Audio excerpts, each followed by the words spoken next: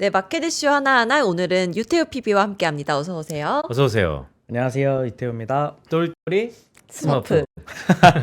원래 저 때는 제가 동그란 안경을 쓰고 있었는데 네. 제가 최근에 안경을 바꿔가지고 네, 그래도 똘똘이 스머프라고 불러주시면 감사하겠습니다. 그런데 이 시청자 여러분 이게 카메라에 다 못 땄는데 눈을 보니까 되게 우수에 젖은 눈이 되게 깊네요. 우수에 젖은? 네. 아, 감사합니다. 우수에 젖은 이유는 제가 가지고 있는 주가가 좀 떨어져서 슬픈 일이 있었나요?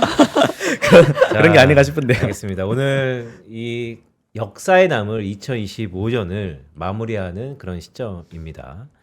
자, 어쨌든 오전에 올타임 하이도 한번 찍었고 코스피 맞습니다.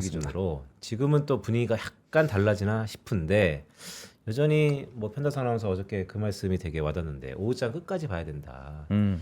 뭐 여러 가지 정황상 올타임 하이를 기록할 가능성이 높은 하루이죠. 네, 맞습니다. 하지만 한국을 비롯한 미국을 보고 일본을 보고 중국을 보고 대만을 보면 약간 또 녹록진 않아요. 왜냐하면 거래량이 워낙 스케이줄 돼 있으니까. 지금 우리 증시의 상황은 어떻습니까? 지금 증시 상황 같이 살펴보시자면요. 화면 같이 보면서 말씀드리면 좋을 것 같은데 말씀하신 대로 좀 크게 올라갔다가 하락세를 좀 고전을 하고 있습니다.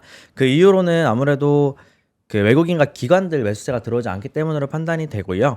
왜 개인들이 좀 주도하는 장세이면서 코스피도 지금 개인들이 계속해서 순매수를 진행을 하고 있고 코스닥 같은 경우도 지금 개인들만 계속해서 매수를 진행을 하고 있습니다. 그리고 지금 주가 지수를 보시면은 사실 좀 코스피 같은 경우는 약보합세 그리고 코스닥 같은 경우는 조금 하락을 하고 있는데요. 이런 장의 특징 중에 하나, 그러니까 개인들이 매수세를 주도하는 장에서의 특징 중 하나가 그 코스피 같은 경우는 지금 보합권인데도 불구하고 떨어져 있는 종목이 훨씬 더 많다는 겁니다. 지금 상승하는 종목이 270개 정도 되고 네. 떨어지는 종목은 600개가 넘거든요. 그런 식으로 좀 섹터별로 쏠림 형상이 좀 두드러지는 게 좀 개인들이 주도하는 장세의 특징이다. 그렇게 보셨으면 좋겠고요. 그럼 반대로 말했을 때 좀 섹터만 잘 고른다면 사실 이렇게 좀 시장 분위기가 좀 안 좋은 와중에도 수익을 낼 수 있다. 그렇게 보시면 좋겠고 그렇기 때문에 좀 주도주를 좀 골라 잡는 네. 것이 좀 유효한 그런 전략으로 많이들 말씀을 하시고 계시죠. 지금. 근데 참 어려운 것 같아요. 왜냐면 저는 이런 피드백을 많이 받았거든요. 올해 테마 있잖아요. 우주다, 로봇이다, 바이오다.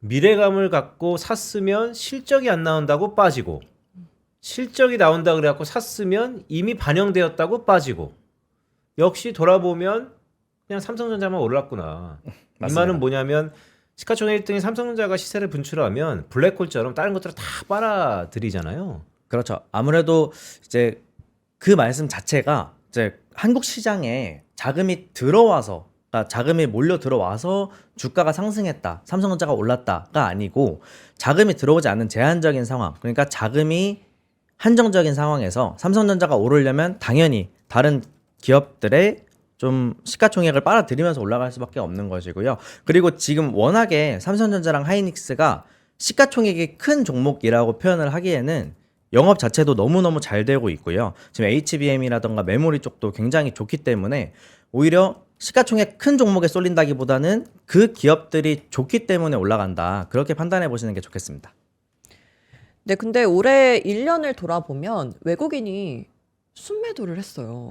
네, 이거는 어떻게 된 거죠? 왜냐하면 지수는 많이 올랐는데 외국인은 순매도를 했다? 맞습니다. 이게 항상 그 코스피 지수를 말할 때 저희는 이제 저희가 보는 지수를 보고 있지만 사실 달러로 환산되어 있는 지수는 따로 있거든요. 그렇게 보자면 사실 코스피가 그때 막 4천 돌파하고 막 뉴스 어마어마하게 네. 나오고 했을 때도 달러도 많이 올라 있었기 때문에 달러 기준으로는 사실 그냥 정고점 부근이다 정도로 제가 그때 한번 그 달러로 표시되어 있는 코스피 차트를 보여드린 적이 있거든요. 달러로 환산한. 한 달러 환산한. 네.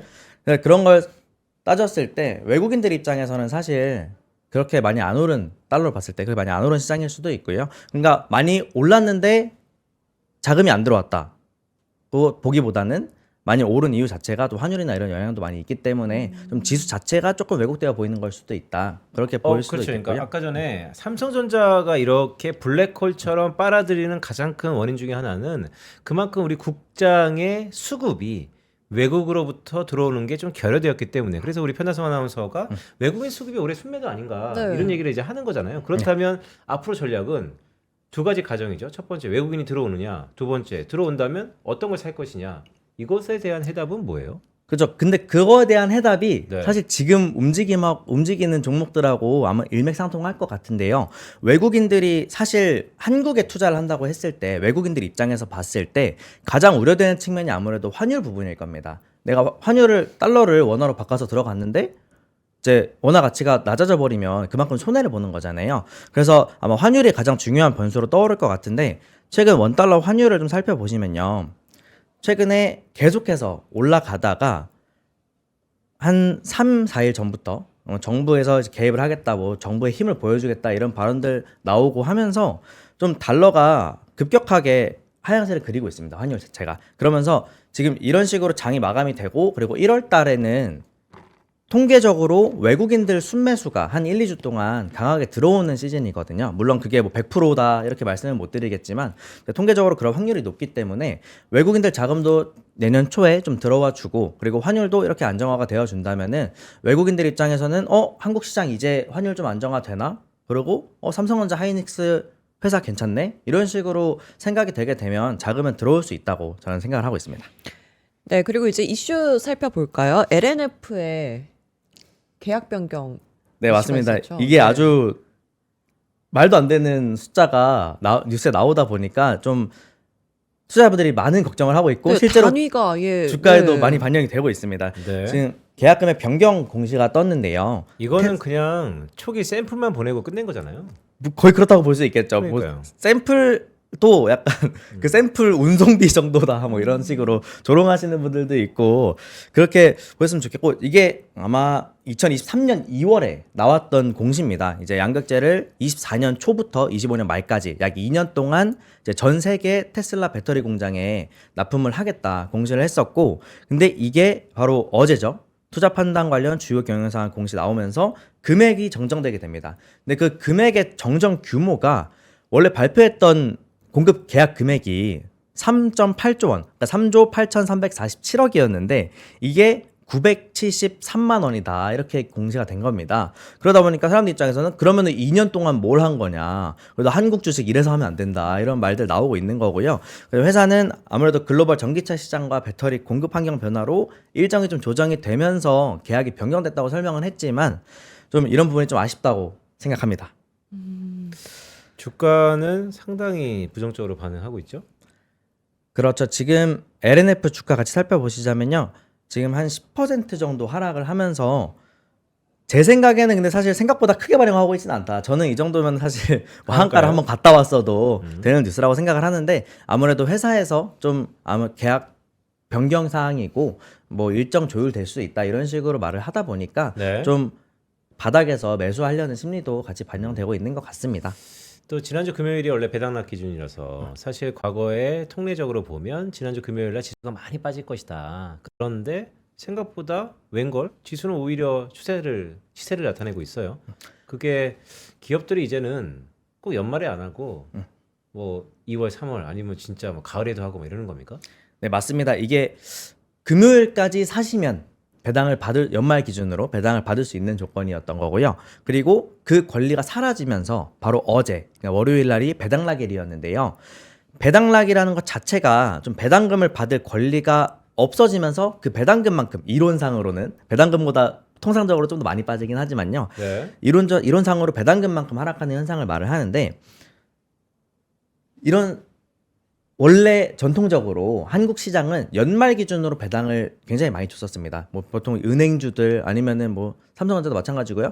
이제 분기 배당이라는 게 나오기 전까지만 해도 전부 다 기말 배당이었고 분기 배당이 나오고 나서도 항상 연말에 좀 배당을 더 주는 분기 배당을 조금 주다가 연말에 더 주고 이런 상황들이 많았단 말이에요. 그리고 그런 상황에서 가장 중요한 거는 12월 말을 배당 기준일로 선정을 했을 때 사실상 그 기업이 뭐 얼마를 벌었고 하는 결산은 그 사업보고서 자체가 2월 달에 나오게 됩니다. 2월 달에 나오고 그걸 주주총회 3월 달 정도에 열어서 승인을 받고 4월 달 정도에 배당을 줬었었는데요.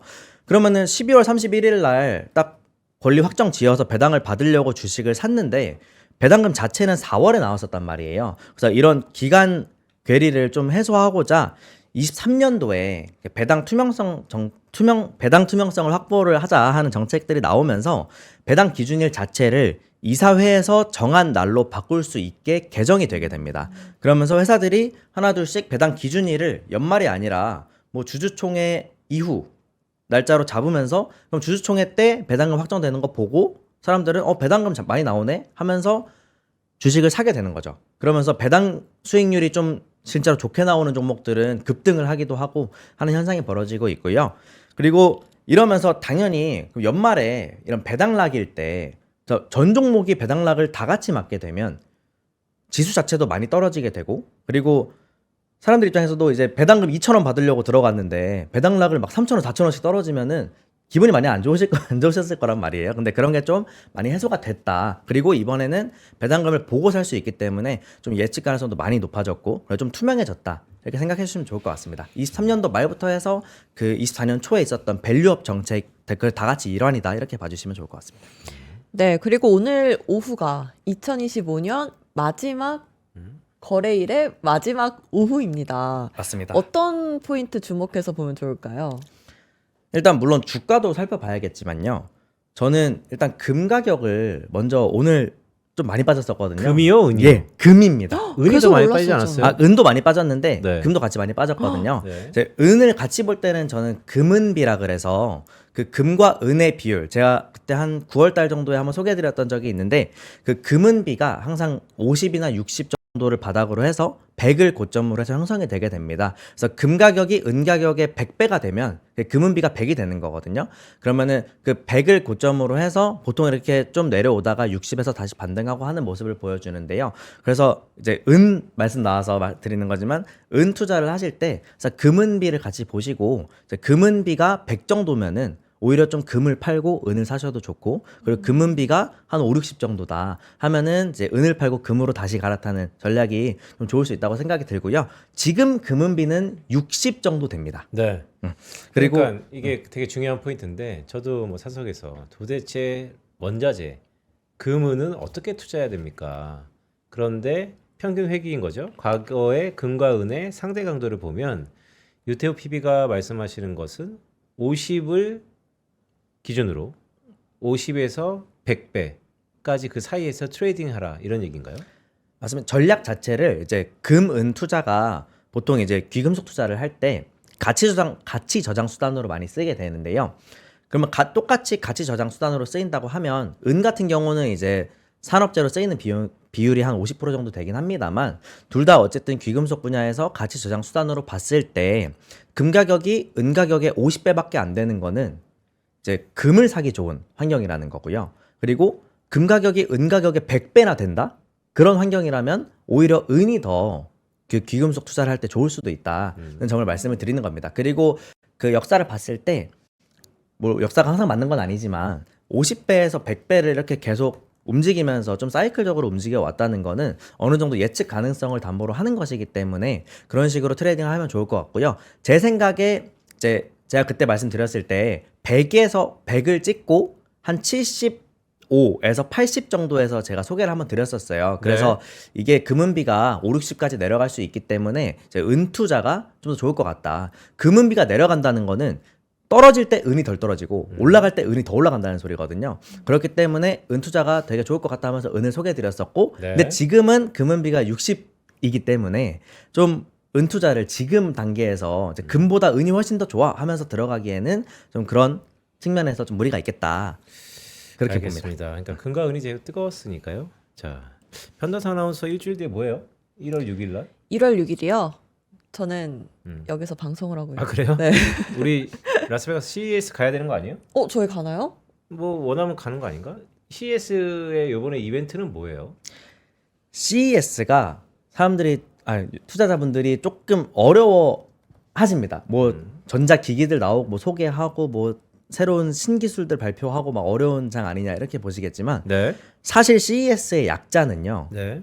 컨슈머 일렉트로닉스 쇼입니다. 그 가전쇼? 말인즉슨 가전 박람회 정도로 한국어로 해석하면 좋겠고요. 가전이라는 게 무엇이겠습니까? 바로 냉장고, TV 뭐 이런 거 아니겠습니까? 그래서 사실 CES라고 하면은 소비자 입장에서, 투자자 입장에서 굉장히 친숙하게 보는 게 좀 좋을 것 같고요. 근데 그래서 이번 주제가 당신의 AI 일상 동반자래요. 일상, 그렇죠. 그래서 이제 사람들이 생활을 하면서 옆에 이제 끼고 다닐 수 있는 전자제품들을 좀 일상. 주제로 간다. 그리고 보시면 좋을 것 같고, 그래서 이번에 그 삼정 KPMG 연구소에서 좀 5대 키워드를 잡아서 발표한 내용이 있습니다. 제가 그걸 좀 발췌를 해서 가지고 왔는데요. 거기서 첫 번째가 바로 피지컬 AI가 나왔습니다. 원래 로봇 하면은 굉장히 첨단의 기술이고 좀 일반 가전으로 부르기에는 좀 많이 먼 세계의 일이라고 네. 생각을 많이 하셨을 텐데요. 지금 아무래도 휴머노이드 개발도 많이 되고 있고, 그리고 또 가정마다 하나씩 보급을 하겠다 이런 목표들도 나오면서 좀 피지컬 AI가 좀 사람들의 곁에 친숙하게 좀 성큼 다가온 것 같고요. 여기 내용을 좀 같이 살펴보자면 이제 로보틱스와 AI가 결합이 되면서 이제 피지컬 AI가 탑재된, 그리고 물리적으로도 영향을 행사할 수 있는 그런 피지컬 AI가 부상을 하면서 산업 현장뿐만이 아니라 일상에까지 AI 활용 범위가 크게 늘어났다. 그렇게 하면서 이제 확장되는 흐름이 부각이 될 전망이고요. 단순히 그냥 공장에서 그냥 자동화 시킨다 이걸 넘어서 그 로봇 자체가 이해하고 판단 그리고 조작까지 스스로 하면서 이 AI 디바이스가 대거 시장에 풀리게 될 거고요. 그러면서 이제 제조, 건설, 서비스 등 전반적으로 사람이 해왔던 일에 로봇들이 투입이 될 거다. 그러면서 전 산업에서 실질적인 적용이 이루어진다 하면서 그 가능성을 제시하려고 하는 그런 CES의 그런 측면도 같이 보셨으면 좋겠고요. 그리고 두 번째 키워드가 바로 공간 컴퓨팅입니다. 이게 네. 말이 굉장히 어려운데 사실 뭐 증강현실, 뭐 구글 글래스 아니면 뭐 가상현실 게임 이런 거 생각하시면 그래도 아무래도 최근에 뭐 가상현실 게임 체험할 수 있는 그런 게임 장소들도 많이 생겼고 하잖아요. 그러다 보니까 조금 익숙해졌는데요. 이런 부분도 좀 같이 전시를 하고 있고, 그리고 세 번째가 바로 디지털 헬스입니다. 사람 건강이 굉장히 중요한데 요즘 시대에 일상생활 속에서 다양한 이런 디바이스들을 활용을 해서 건강관리를 강화하는 솔루션이 등장을 할 거고요. 그리고 요즘 그 의사보다 챗GPT한테 오히려 이제 검진을 받는 경우가 많이 늘고 있다고 하잖아요. 초진 개인분들 네. 뭐 사실 병원 가기도 시간 내서 가기도 어렵고 한데 그냥 AI한테 가볍게 나 지금 뭐 이런 쪽이 이렇게 아픈데 이건 무슨 증상인 것 같냐 하면은 이제 AI가 대답을 해주고 그 대답을 기반으로 아 이거면은 병원을 한번 가봐야겠다 해서 병원 가셔서 실제로 진단 받고 치료 받으시고 하는 경우도 많잖아요. 그렇기 때문에 디지털 헬스 부분도 같이 보시면 좋을 것 같고, 그리고 모빌리티 당연히 자율주행 껴서 인간들의 삶을 굉장히 풍요롭게 하는 그런 것 때문에 껴져 있고, 그리고 스마트 홈 이제 라이프 스타일에서 이제 AI가 기기들 다 연결시켜가지고 뭐 진짜 말 한마디로 뭐 냉장고에 지금 뭐 있어 물어보면 냉장고에 뭐 있는지 알려주고 하는 그런 스마트홈 기능들도 같이 소개가 된다고 하니까 네. 이런 키워드들 중심으로 이만큼 AI나 어떤 그런 최신 첨단 기술들이 삶에 가까이 와 있다 이런 것들을 살펴보시면 좋을 것 같습니다. 알겠습니다. 해가 바뀌면 CES는 뭐 매년 열리지만 이번은 특히 AI의 일상화니까요. 이번 CES는 뭐 로봇이 주인공이다라는 풍문도 있고 한번 맞습니다. 눈여겨볼 필요가 있어 보이네요. 자, 다사다난했던 또한 기회의 장이었던 올해 복귀해 보면 많은 사람들의 인생이 바뀔 수도 있는 한 해인 것 같습니다. 이런 대장정의 마지막을 우리 유태우 PB가 함께했는데 마지막으로 저희 시청자분들께 한 말씀 하시죠. 네, 올해 참 다사다난했고 좀 변동성이 커가지고 고민을 많이 하셨을 텐데요. 1월부터는 아무래도 환율도 좀 안정화가 됐으면 좋겠고 그러면서 외국인들 자금도 좀 들어왔으면 좋겠고요. 그러면서 좀 어떤 주도주들이 새롭게 등장을 하고 로봇이라던가 반도체라던가 이런 종목들 같이 좀 새롭게 잡아서 이번에 1년 동안 하이닉스와 삼성전자가 잘 올라왔던 것처럼 또 새로운 주도주들 등장해서 좀 많은 투자자분들이 투자하셔가지고 좀 자산을 형성하는 계기가 됐으면 좋겠고, 그리고 미국처럼 꼭 이제 우리나라 투자 자산 형성이 부동산뿐만이 아니라 좀 금융시장으로도 많이 넘어왔으면 좋겠는 그런 바람입니다. 한 해 동안 고생하셨고 내년에도 뵙겠습니다. 네, 유태우 PB와 함께했습니다. 고맙습니다. 고맙습니다. 감사합니다. 네, 2025년 밥보다 투자 하나와 함께 해주셔서 감사하고요. 저희는 1월에 새해에 다시 찾아뵙도록 하겠습니다. 새해는 개장일이 좀 다르죠? 개장 네, 1월 2일에는 10시에 개장을 해서 밥보다 투자 하나도 11시 반에 찾아뵙도록 하겠습니다. 알겠습니다. 자, 시청자 여러분, 좀 이르지만 새해 복 많이 받으시길 바랍니다. 새해 복 많이 받으세요. 고맙습니다. 고맙습니다.